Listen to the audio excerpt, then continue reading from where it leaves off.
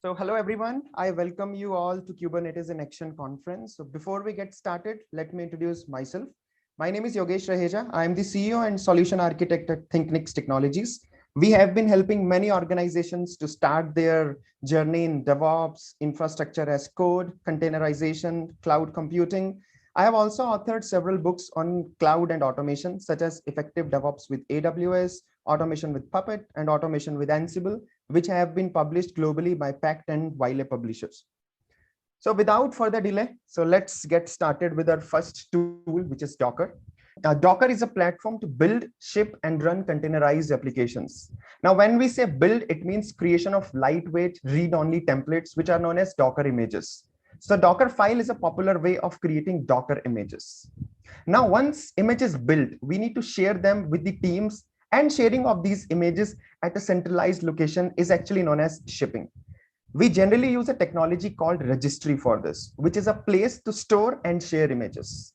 Now, when we talk about registry, Docker Hub stands at number one because Docker Hub is one of the majorly used public image pool for container images. We also have private solutions available in the market like Harbor, Nexus CR, in fact, Quay, and cloud-based solutions like Elastic Container Registry, Azure Container Registry, or Google Container Registry by the cloud providers like Amazon, Microsoft Azure, and Google. So we have our application built and shipped in the form of images. Next, we have to run them on production. Run is nothing but running a container, a lightweight OS with your application binaries. So collectively build, ship, and run is equal to your Docker platform. Now, Docker have four primary objects: Docker images, Docker containers, Docker networks, and Docker volumes. At a very high level, the Docker image is a read-only template, which contains instructions for creating a Docker container. If you are aware of VMware, then you can think of Docker image like a VMware template. A container runs an instance of an image. If it is helpful, you can think of a container as a read-write template. You can create, start, stop, or delete a container using Docker CLI or even APIs as well. Next is Docker Network. Docker Network helps to implement various solutions for containers to communicate with each other, as well as you can use this Docker Container Network to actually access your containerized applications from outside. Similarly, we have our fourth object, which is known as volumes. Containers are ephemeral in nature. This means the data inside a container is not persistent in nature, but is bound with the life cycle of a container. However, as data is central to most applications, we can store persistent data in Docker volumes. So volumes are decoupled from containers. In other words, volumes are created and managed independently and are not bound to the life cycle of a container. If you want to store your data persistently, you need to use volumes in containers. So collectively, again, image, container, networks, and volumes. If you have these four objects in your containerized applications, it means you are ready with your solution. Now, when we talk about creating Docker images, we have to use a method called Docker file method, or in fact some of the people say Docker build method, because we use a Docker image build command to build it. Now, Docker file is a plain text file.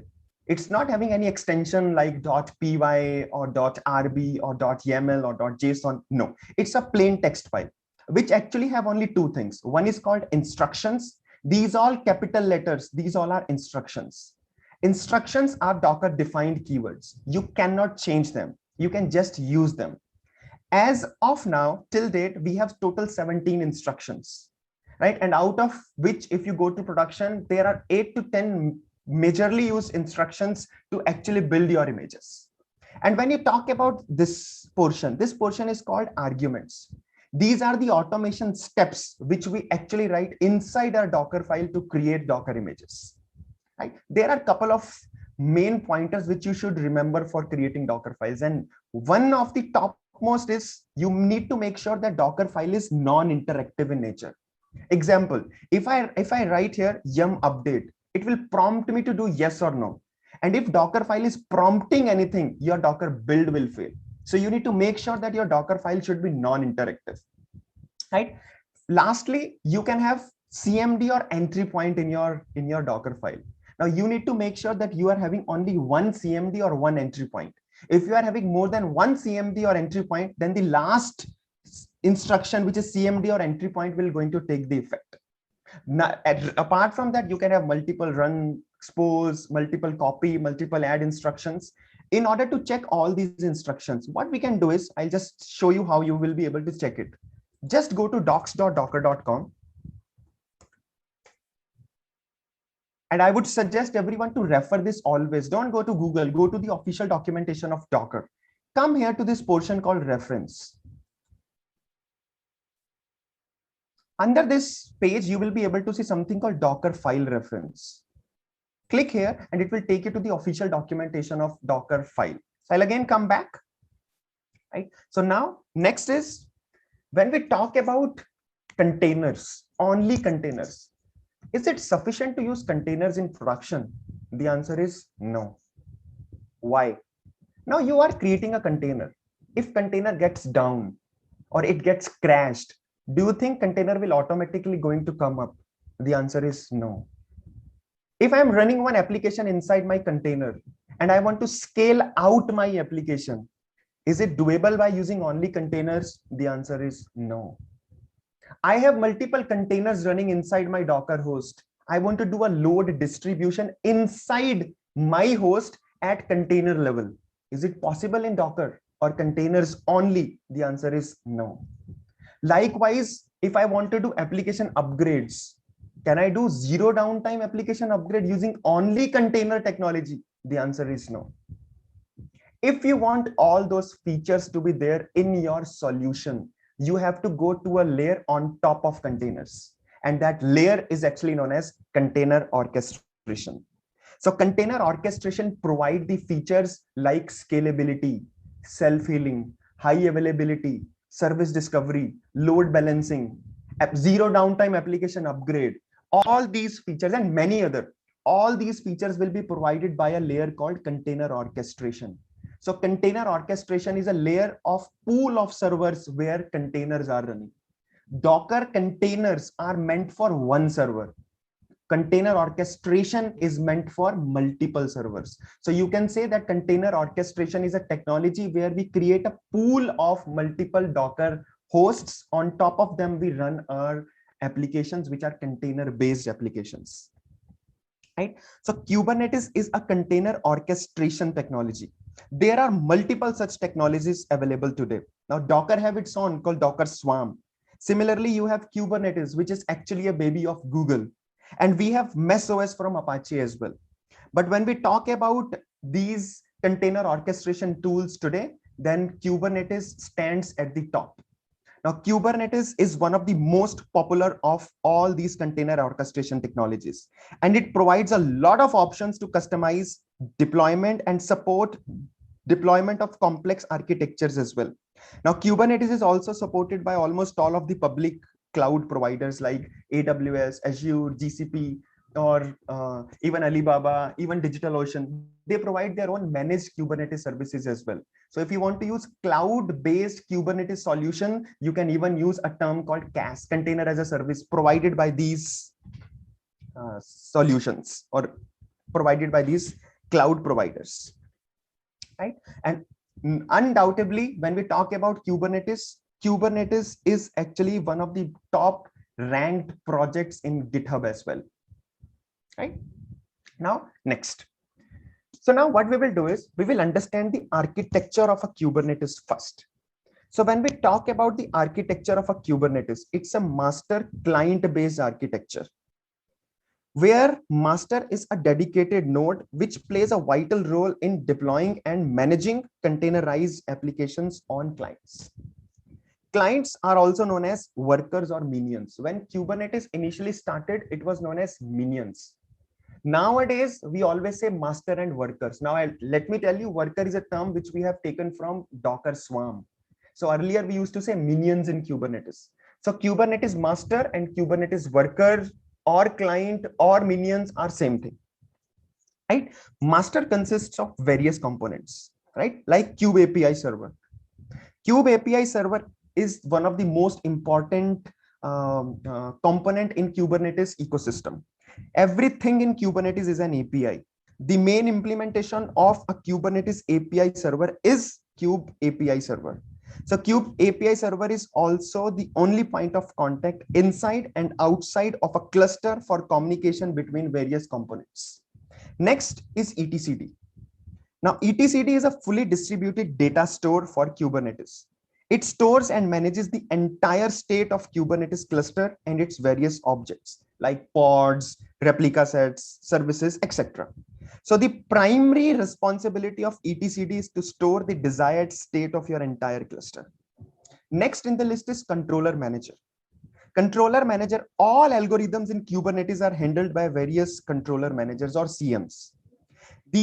There are many controller managers which get active during the installation of Kubernetes, like node controller manager, replication controller manager, endpoint controller manager, job controller manager, and so on and so forth. Scheduler is the next in queue. Scheduler identifies the potential node and makes sure to schedule your workload, your containerized application on the selected nodes by communicating with Kube API server component, which further establishes a connection with the defined worker, right, with kubelet, and actually help you to deploy your container-based applications. So these are the common components of a master. Similarly, you have components which will going to get installed in your worker as well. Now, kubelet is a component, primary component in your master, in your worker. So kubelet is a component which communicates with the master, accepts the scheduled instructions, and does the heavy lifting of creating and managing pods. Now, how does it do that? It actually do that by interacting with a CRI. Now, CRI is container runtime interface. In our case, this is Docker. Now, Docker will going to create a container for us. Once container gets created, what Kubernetes will do? Kubernetes will put some information on top of it. And that information primarily is the CNI information, your container network interface, which is your networking information, your IP tables, your DNS, your naming schemes. All these information will going to put, Kubernetes will going to put it on top of your container. And then it encapsulate and create its first object. And that first object is actually known as pod. So kubelet actually manages these pods. So pod management will be taken care by kubelet. And under the hood, that is actually doing container management as well for us. But container is not created by Kubernetes. Container is created by Docker or CRI. And then some information will going to get put on top of this container. Now, who will put this IP table or networking information on top of it? That is the prime responsibility of kube proxy. So when you talk about kube proxy actually maintains network rules on nodes. These network rules allow network communication to your pod from inside or outside of cluster as well. Now, even there is an object in Kubernetes called services, which is actually termed as networking object in Kubernetes. Under the hood, that is actually being supported by kube proxy. So kube proxy implement a lot of portions of the Kubernetes services as well. And Kubernetes by default is very secure. It doesn't mean that there are multiple components. These components can talk to each other at any port. No, there are dedicated ports to these particular components as well. Example, by default, your Kube API server will actually working on 6443. Similarly, etcd have two ports, 2379, 2380. Your controller manager 10252, your scheduler 10251, and your kubelet 10250. Even this is true till 1.21.x version of Kubernetes. From 1.22 version of Kubernetes, these two ports have been changed. Scheduler port is 10259 and controller manager port will going to be 10257. So these have been changed in the latest version of Kubernetes, which got released 2 months back. And so this is the architecture, simple two-node architecture for Kubernetes. You can have multi-master as well, where you need a load balancer as well, and you can avoid a single point of failure for your master, and you can have multiple workers as well. As per the largest Kubernetes cluster, you can have 5,000 node biggest cluster. And out of them, your per worker node can handle 110 pods. So you can have 110 pods or 110 containerized applications running on your single server, which is huge, right? Now, as a part of this workshop, what we wanted to show you is how to actually set up the entire Kubernetes cluster. In our last workshop, we did it in an automated way where we used Terraform to provision the things, Ansible to do the Docker and Kubernetes setup. So this time we are thinking in a different way. We want to show you everything from scratch. So there is a sequence, there is a process, there is a procedure to actually to do an entire implementation or setup of Kubernetes. Now we need minimum 2 servers. One is master and one is worker. Now there are certain prerequisites. That is the first part of setting up your Kubernetes cluster. Now, when you talk about master Kubernetes can only be installed on Linux flavor. You cannot install Kubernetes master on Windows as of now. As per our experience, you need 4 GB RAM. Now in documentation, you will say 2 GB, but that 2 GB is dedicated 2 GB. When it comes to actual installation, you need at least 4 GB because your operating system will also going to take some of the resources. So 4 GB of memory and 2 core CPUs are something which is required for your server minimum. Swap should be disabled. Otherwise, your kubelet will not work. If you are using CentOS or Red Hat based operating systems, your SE Linux should be disabled. Now, there should be network connectivity because we are talking about a cluster. Cluster means one server will be talking to another server and another server will be responding back to it. It means they should be in same network. They should be able to talk to each other. So network connectivity should be there. As a best practice, you should be having a name given to your master as well as worker so that you can identify them. And obviously, as I told you, there will be some ports requirement as well. 6443, 2379, 2380, 10252, 10251, and 10250, which you have to open on master. Similarly, when you talk about workers, everything is same, but the only difference is now you can have Windows workload also on your worker nodes. Now this got supported from 1.14 version of Kubernetes. Prior to that, it was not there. Right? So 2 GB RAM, 1 to 2 GB RAM and 1 to 2 core CPUs are sufficient for doing a testing. Swap should be off. If you are using Red Hat or CentOS based operating systems, SE Linux should be disabled. Network connectivity, persistent hostname, and worker server nodes ports. When you talk about these ports, one port which is 10250 for kubelet should be open. Apart from that, by default, your applications will going to get accessed from your worker servers only. So you have something called node port services. So from 30,000 till 32,767, this is a port range which is reserved by default for accessing your applications on your worker nodes by Kubernetes. Right? So 30,000 till 32,767 is known as node ports, which I'll show you. Once this portion is done, our servers are prepared actually. This is the prerequisite. After that, the second step will be to install CRI.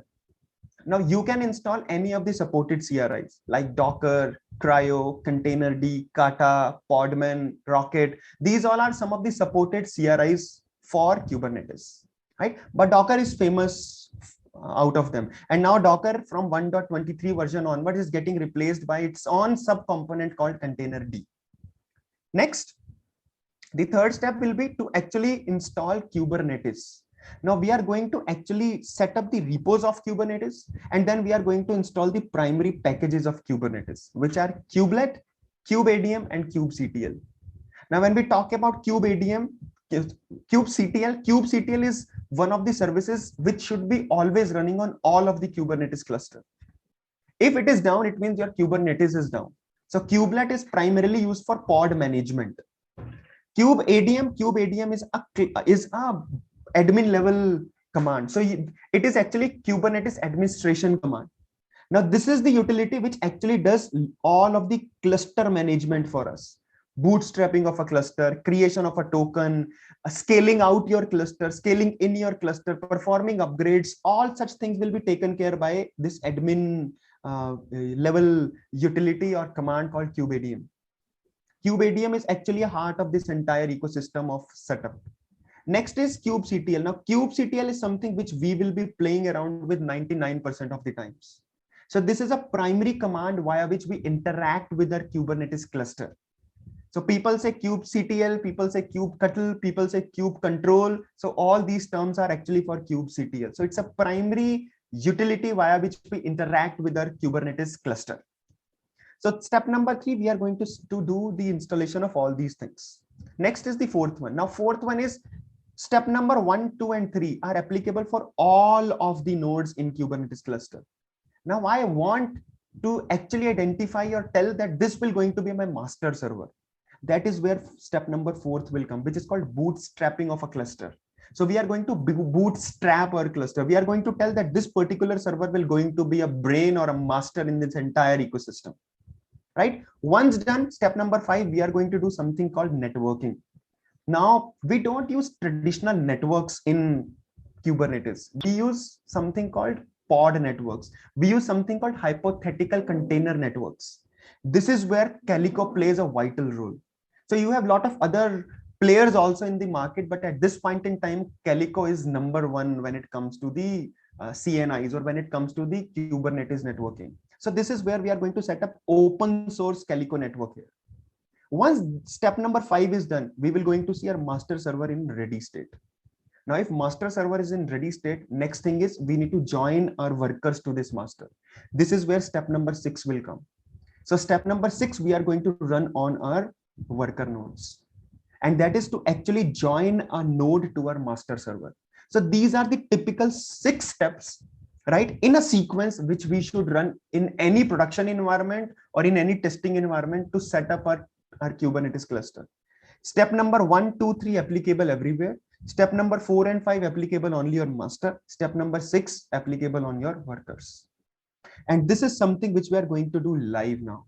There is nothing I'm going to do everything in front of you. If there will be errors, we will do troubleshooting. If there will be no errors, then we will be having live 2-node cluster with us. So without going further, let me do this setup first. So I'm going to do the step number 1, 2, 3, 4, 5, and 6, and I will going to refer the entire documentation so that you can refer it if in case you want to set up your own 2-node cluster. What to do is I'm going to create 2 servers.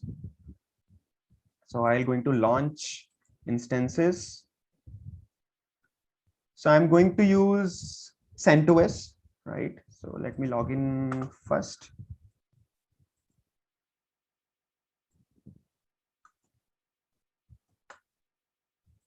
I have disabled MFA for the time being.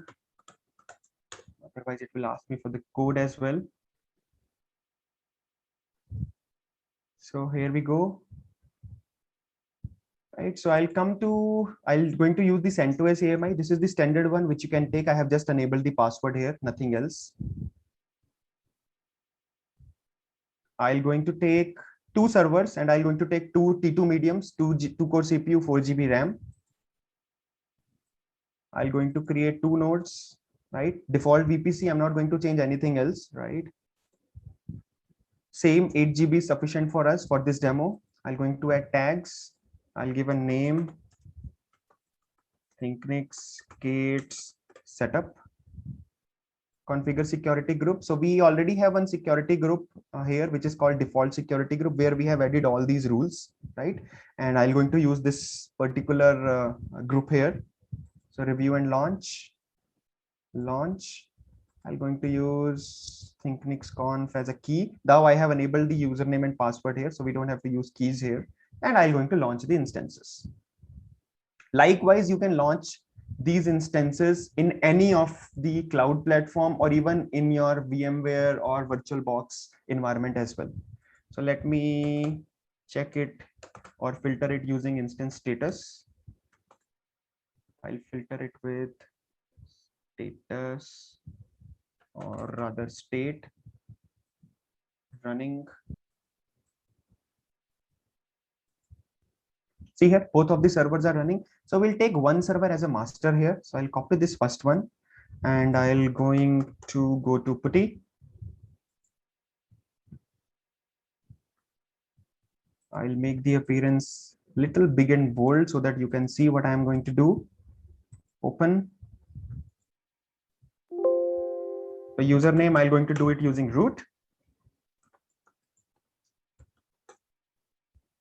So this black PuTTY will take it as a master, and let me log in into the other box as well. and this we will treat it as a worker. So I'll open a new session.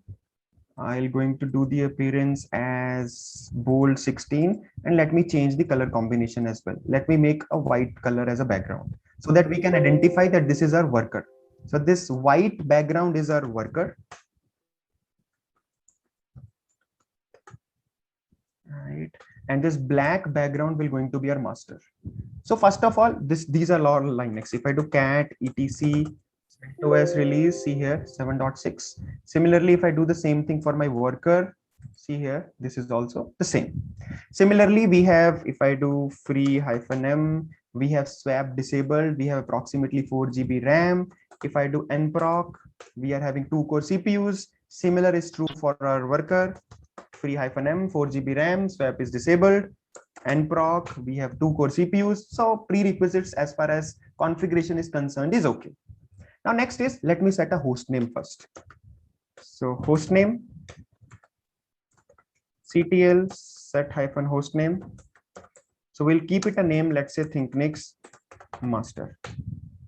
So I'll change it, see here. So this will going to be my master.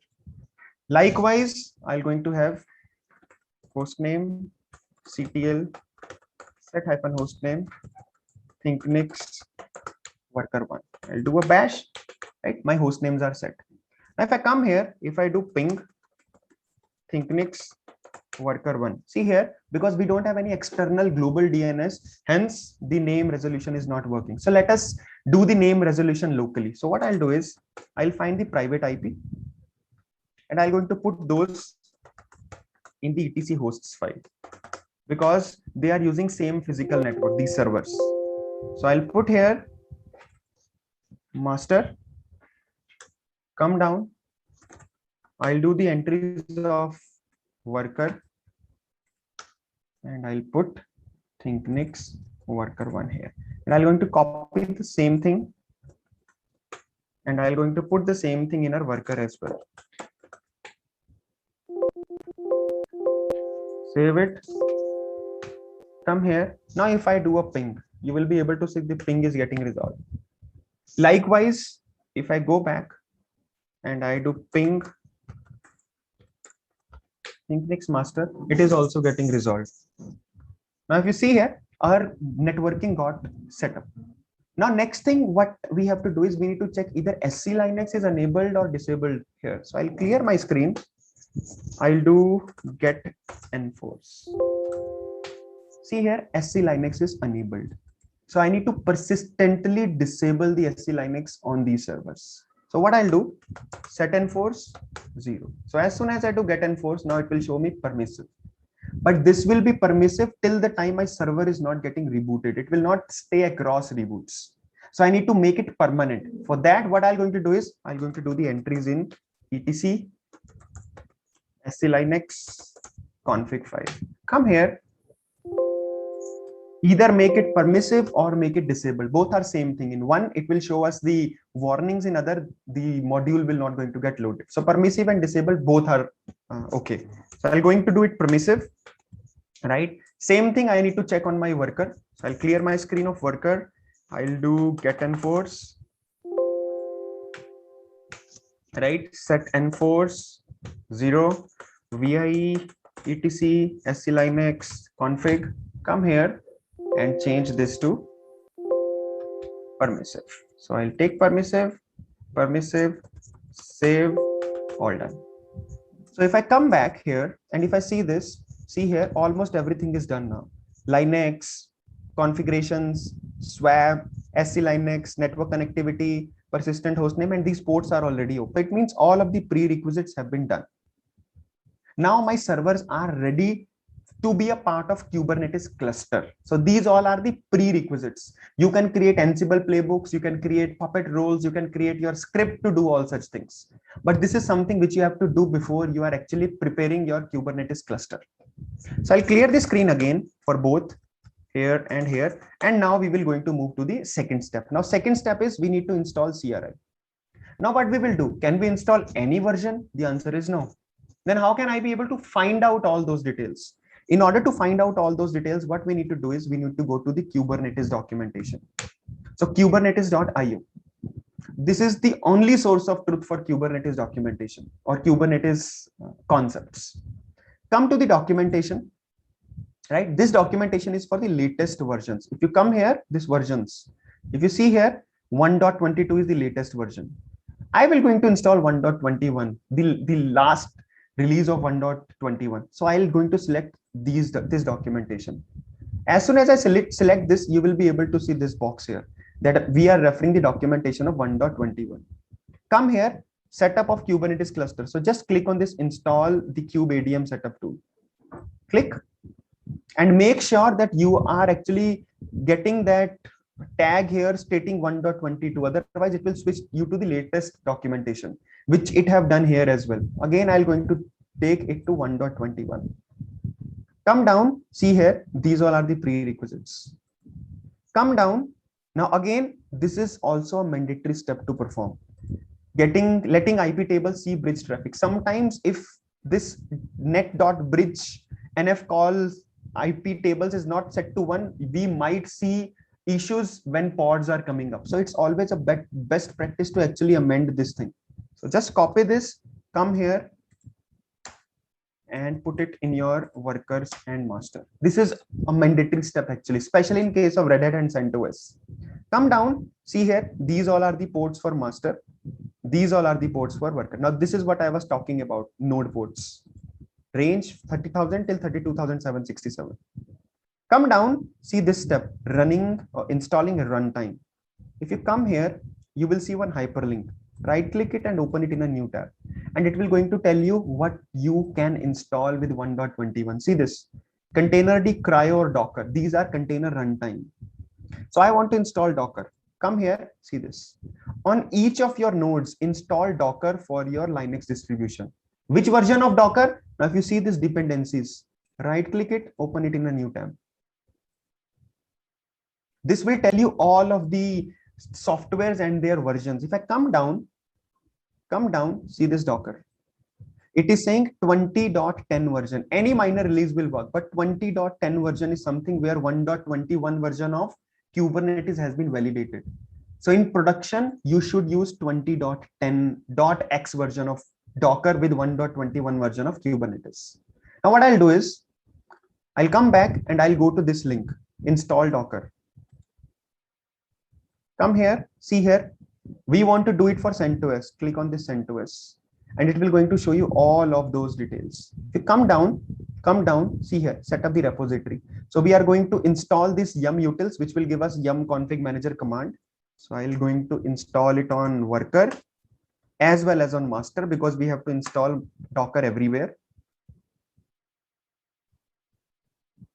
And once done, what we will do is we will going to configure the repository for Docker. So let's come see here. If we do yum repo list, enter, see this, no Docker is there. As soon as I configure the repositories of Docker and do yum repo list, I will be able to see Docker CE stable. Similarly, I have to do the same thing here in my worker as well. If I do yum repo list here, I will be able to see this stable. Now what I need to do is come down again. I'm going to refer. I am not installing nightly or test repositories. I just need to install Docker. Copy this. Come here. I'll do -y so that it can install without prompting things. Same here. Now what it will going to do is it will going to install the Docker binaries and the dependencies for me. So it will going to install Docker for me here. So let us wait. It will take 1 minute, even less than that.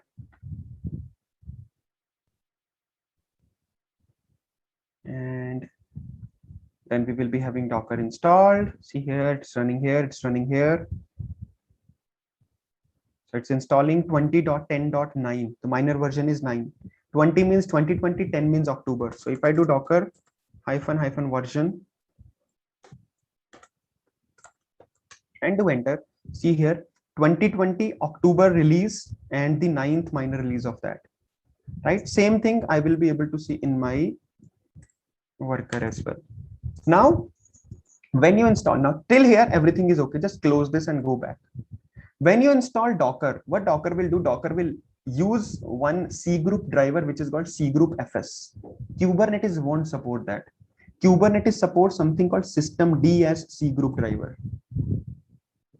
And example, if let me show you, probably that will help you. If I do systemctl start Docker, and if I do Docker system info and I grep for C group and put enter, you will be able to see something called C group FS. Now by default, Docker use C group driver, which is C group FS, which is not supported by Kubernetes. And that is the reason we have to do some customization. And this is that customization. Right? mkdir, we need not to create it. If I come here, enter. Now what I need to do is I need to restart this. If you are not doing it, you will be able to see the issues during upgrade or during crashes, because your pods will not come up. You will get multiple errors. And when you deep dive into those errors and see the troubleshooting logs, you will be able to see that your C group driver is not set to systemd. That is the reason it's always best to do these things during the installation itself. Likewise, same thing I have to do here. And even I should enable my Docker. Otherwise, I can see the warning for that. So I'll enable it. Come back, do the same thing in your worker as well. Systemctl start Docker. Docker got started. Let me do this customization. Come here, done. Systemctl restart Docker. Right. And let me enable it. Enter. Right, all done. So my second step is completed. Next step is my Kubernetes repo. Now on master server, kubelet, kubeadm, kubectl you can install. On worker server, kubectl is not required. But just as a simplicity, I'm going to do the installation of all these packages on all these servers. And I'm going to do it for 1.21.x version, which is .5, the latest one, right, for 1.21. So again, I'll go to the documentation. Now this Docker part is done, close this one. And you come back to the old documentation from where you have clicked the other window. Come little down, you will be able to see something called installing kubeadm, kubelet, and kubectl. Come down, see here Red Hat based distributions. So this is the repo we have to set. Copy, come to the master, done. If I do yum repo list, you will be able to see Kubernetes repo here. See this Kubernetes. Similarly, I'm going to do the same thing for my worker. Come, yum repo list, enter. Yes, and you will be able to see the Kubernetes repository here as well. Now, if you see here, the next part is disabling SE Linux, which we already did. Come down. Now you want to install kubeadm, kubelet, and kubectl. If I'll execute this command, it will going to install the latest version. But I want to install the latest 1.21 version. What I'll do is I'll check the version first. So yum list --show -duplicates. Again, some of the Linux understanding. --this grep -I kubeadm. Let me check all versions of kubeadm. See here, from 1.6 version of Kubernetes till 1.22.2 version of Kubernetes. These all are the total releases of Kubernetes as of now. And I want to install 1.21.5, the latest version of 1.21. So I'll copy this command, this one, right, this one. I'll paste it on this. But what I'll do is I'll change this version to the version which I want to install. No production prefer the latest version. They always prefer the stable, the last stable version. This is what we are also referring here.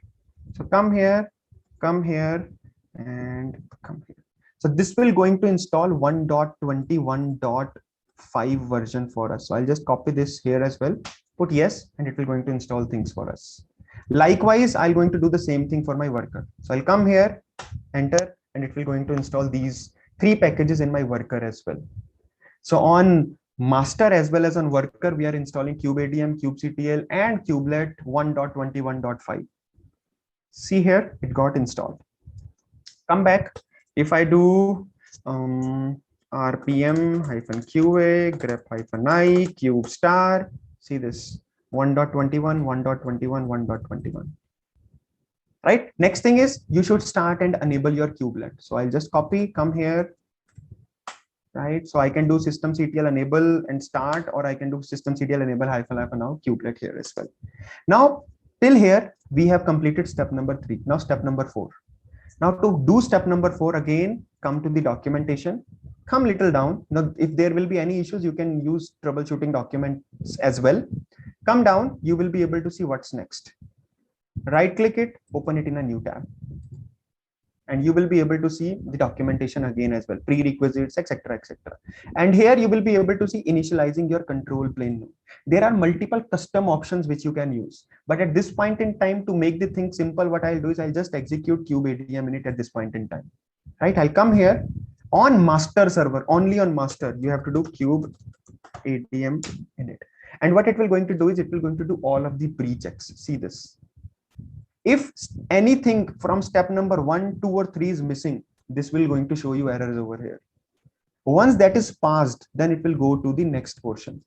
It will going to download the images, and it will going to create the entire manifest, which is etc Kubernetes manifest. It will going to install all those components which we understood: Kube API server, etcd, scheduler, controller managers, core DNS, proxy, everything it will going to set up for us, apart from networks. So apart from network, it will going to do everything for us. See here. At this point in time, what I need to do is I need to have a admin. I need to have the authentication file. So what I'll do is here, your Kubernetes, this have been successfully initialized. So what I'll do, I'll execute these 3 commands, and then I do kubectl get nodes, and I will be able to see the things in not ready state. Why? Because networking is not yet set up. If I do kubectl get pods -a, I will be able to see my core DNS is not yet up. Why? Because networking is missing. See here, next step is I need to add the network here. Now, if you see here, Kubernetes itself have given this link. Come, go to this link, and you will be able to see all of the CNIs which Kubernetes supports. See this. Networking and network policies: ACI, Calico, Kernel, Cilium, Contiv, Contrail, Flannel, Knitter, Multus. These all are the CNIs which Kubernetes supports. And Calico is something which is one of the most popular out of them. So I'll right click and open it in a new tab, and it will going to take me to the open source Calico project.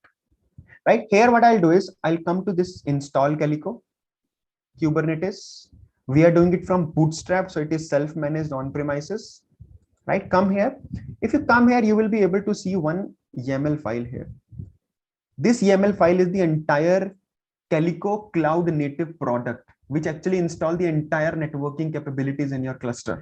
So I just copy this, again come back, see this, kubectl apply -f and pod network YAML file. So what I need to do is kubectl or kubectl apply -f and that YAML file.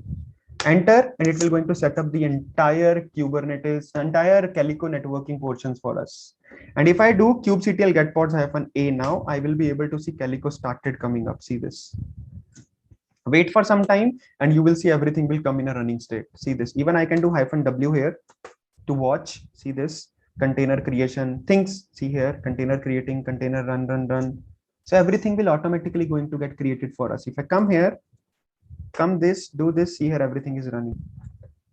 And I need to go to step number 6 now, joining a cluster. Go back to your worker node, right, where everything is okay. Just run this command, and what it will do, it will do a pre-checks. Either the node is compatible or not, create the kubelet config file for us, and it will going to send that request to master. Master will approve it using the certification authentication, and after that, what will happen, it will going to get added over here. If I come here, if I do kubectl get nodes, you will be able to see the second node also came here. Now this entire is my Kubernetes 2-node cluster. End-to-end setup is done. This is how in production what we do is we use multi-master. For that, we need one load balancer as well. So we will be having 3 masters to maintain quorum, and we can have up till 4097, 4997 in fact, worker nodes in the biggest Kubernetes cluster. Now, once this is done, right, now we want to use it. In order to use it, what we have to do actually, right? In order to use it, we need to use something called Kubernetes objects. Now, I am having 3 more minutes, so I'm going to do it in a quick way. So when we talk about Kubernetes objects, the smallest object in Kubernetes is called pod.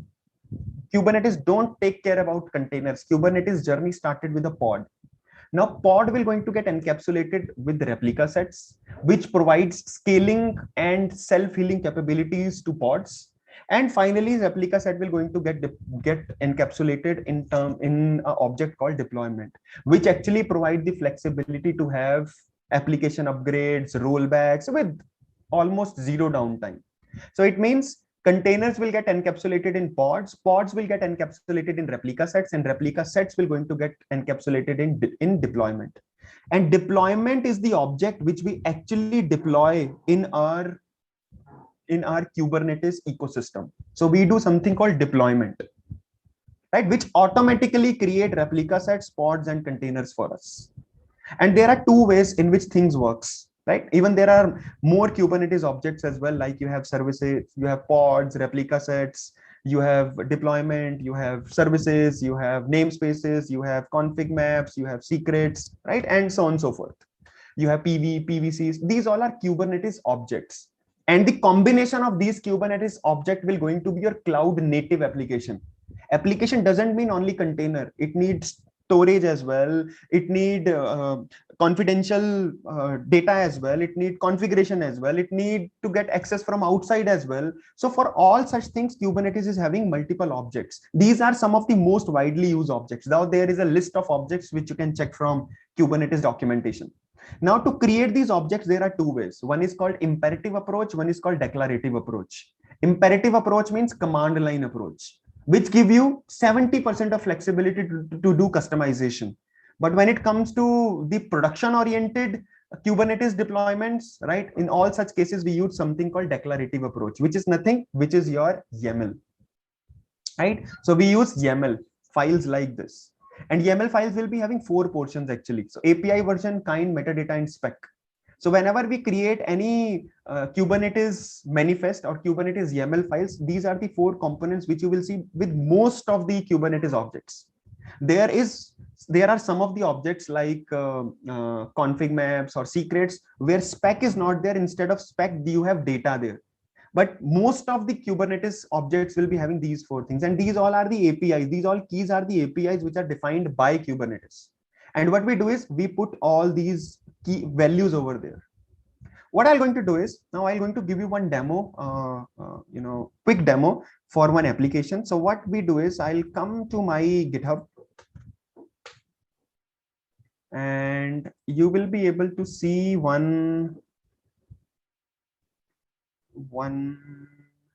will be having something called Kubernetes voting app. So what I'll do is, now this is official Docker app. We have just modified it a bit to demonstrate it in a little better way. So what I'll do is I'll come to my master. I'll install Git first. Right, so I'll treat my master as my development server as well, my local code server. So I'll install Git. I'll clone it. Git clone this. Right, I go inside this. I'll clear the screen. So what it will actually going to do, if I do kubectl get ns, which is namespace, a logical partition within your cluster. So if you see here, there is no application namespace as of now. Even if I do kubectl get pods -a, you will be able to see only the pods related to Kubernetes in kube system namespace. Nothing else is there. What I'm going to do is I'm going to deploy entire cloud native application now. So if I do ls, see this, these all are the YAML files which I have created. So example, if I show you one of them, if I show this voting app deployment, see here, this is my application which will going to get deployed in the form of container. And I have created one file called service YAML. Now this is how I'm going to access this application on port number 31000. Right? So this is an voting application which will be having 2 front ends, one to give a vote and one to see the results. So I'll quickly deploy it. Kubectl create -f or apply -f dot And what it will do is, see here, it deployed all of the things for me. I could have even packaged it together and created something called Helm charts. So if I do kubectl get ns, see this namespace got created, DevOps in action 10 seconds ago. If I want to see what all things are running inside it, kubectl get all -n this namespace, enter. See this. It's having 5 pods running. It's having 4 services. It's having deployment, and it's having replica sets. These deployments we have created, which created the replica sets. These replica sets have created the pods. And these are the pods where our applications, our containers are actually running. See here, this is taking some time. Let us wait, because it's a little big image of 1 GB. So that's the reason it is taking some time. So once it's get downloaded, we will be able to see it will come in a running state. Let us wait. Let us wait. Even if you want to check things, what you can do is kubectl describe pod name under the namespace, which is DevOps in action, and you will be able to see entire thing. See here, 6 seconds back, container got started. It was taking some time to actually download this image. If you come here and do this, see here, everything is running, right? It deployed my cloud native application. Now what I'll do is, I'll take the IP of my worker, which is this one, and I'll come to a browser, port number 31,000, put enter. See here, this is our application. See this, it is processed by this particular pod, Vort 5970. If you come here, see this, Vort 5970 something something XG9Q8. See this, XG99Q8. This is where my application is running. Similarly, what I can do is, I can come here and I can check my application. See this, at this point in time, no votes. If I come here and I give a vote, let's say down, see here, it got registered. If I come here, see this, it got registered here as well. If I want to change it, click here, come down here, see there, this is a live cloud native application. Even let's try it out. I'll just ping this URL in the chat. If I come here to everyone, or Chetan, can you, yeah, enter. If you can just check your chat, you will be able to see one link. You can open this link, you can give a vote, and you will be able to see votes are coming over here. See this, 4, 5, you will be able to see the votes here. It means it's a real live application which is running. See here, so far we have 4 votes. You can even change your votes. You can even when if you want to give up, you want to give down, it all depends upon you. If I give down, you will be able to see things will going to get reflected here. If I give up, then also it will going to get reflected over here. So this is how we give we deploy cloud native applications. See here, 5, 6, 7, 8, 9. So a lot of votes are coming, 10, 12. Nice to see 100%. Though I haven't received 100% in my academics as well, but thank you so much. And that's all.